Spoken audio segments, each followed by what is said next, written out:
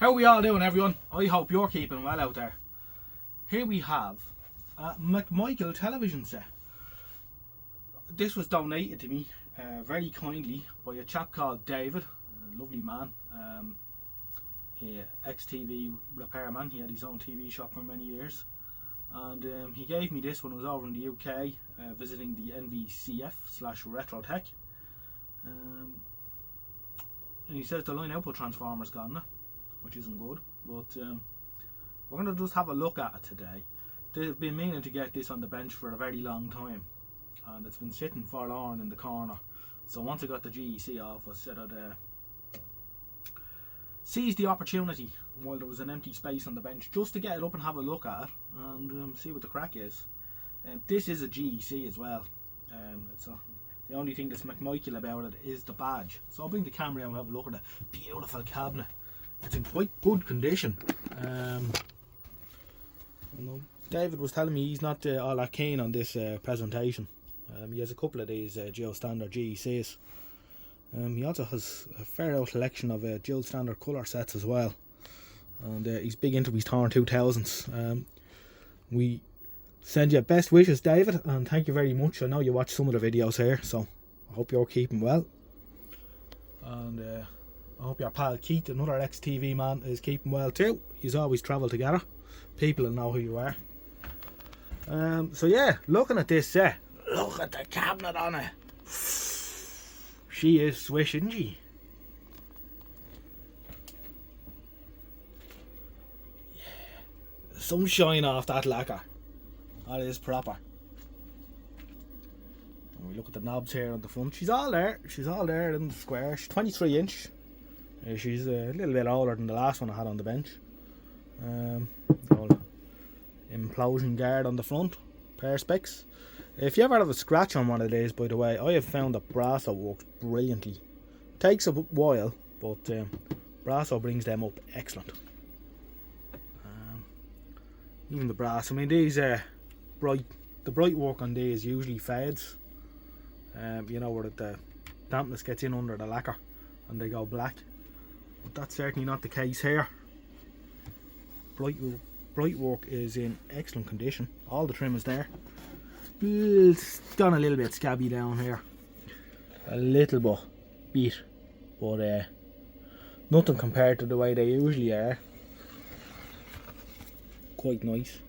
And the knobs as well are actually have a shiny finish on them, but it's worn off the volume pot there. A couple of the inserts are missing, but that's not a big deal. We could get a couple of aluminium discs turned out on a lathe, push them in, paint them black if we're really pushed about it. Here's the knobs, 405 VHF. Just feel the system switch working there when I turn her to U. That's the UHF knob. I quite like this actually. Look at this. It turns the other way, look. Not clever. I haven't seen that before actually. And then it also has slow motion when you get to the channel, just for the fine tuning. That's nice implementation, that. I quite like that. Anyway, never mind all that nonsense talk. Let's get the back off. Right, so we're in. We have the back off. Nice cobweb in it. Well, there we can see that the overwind is cracked and feeling very sad for itself there.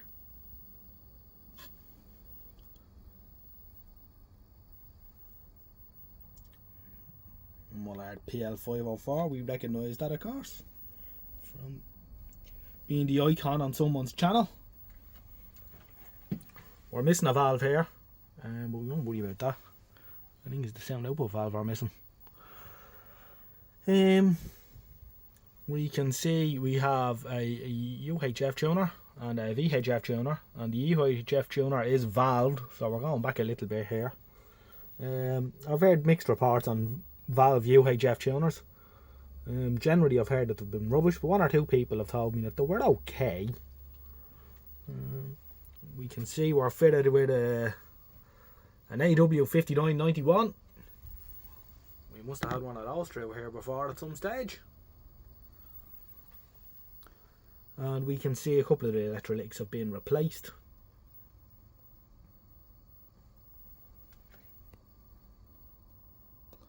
And also a preset has been replaced. So we said this was gold for a while. I can't remember if he had this working himself or if he got it off someone else.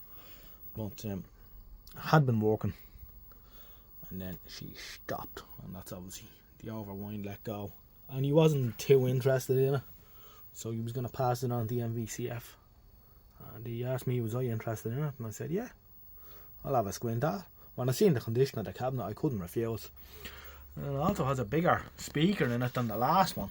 The last one we had on the bench, which is just sitting there, has a tiny speaker in it. I mean, pathetic.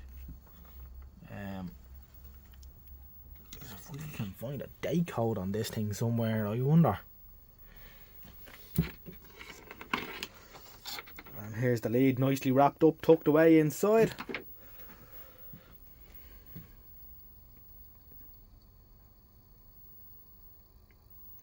Yeah.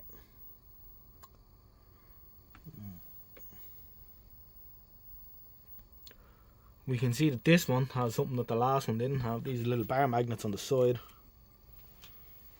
You also see that the plastic, unfortunately, on the scan coils is falling apart. That's not good. So we'll try not to disturb that too much. No, they seem to be made out of an early kind of perspex, and it's all falling apart, which is bad news. But if we don't move it around or disturb it too much, it should be okay. There's not a whole lot we can do about that. I can't see a date code in this set anywhere, unfortunately. Probably one on that electrolytic there. Right, so where to go from here? Well, we need a PCL 86 for in the hole there. But is there any point powering this up with that the way it is? Because we know what's going to happen. Maybe there is. We'll see. I'll think about it. Two options. I thought I had a spare line output transformer for one of these, but I don't. I did think I had a spare one, but this is the transformer I was thinking of, and I think that's a Pi 368 or some such. I don't know if this is any good or not either. I think it is though. So I don't really want to scrap that for the overwind off it. So we could do something like this.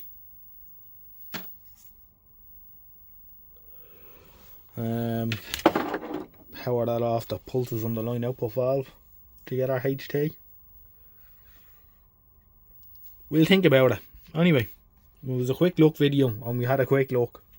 So your thoughts are welcome. But we want to get this one going because it's such a nice set. I think everyone can agree on that. Okay, thanks for watching and we'll catch you in the next one. Good luck for now.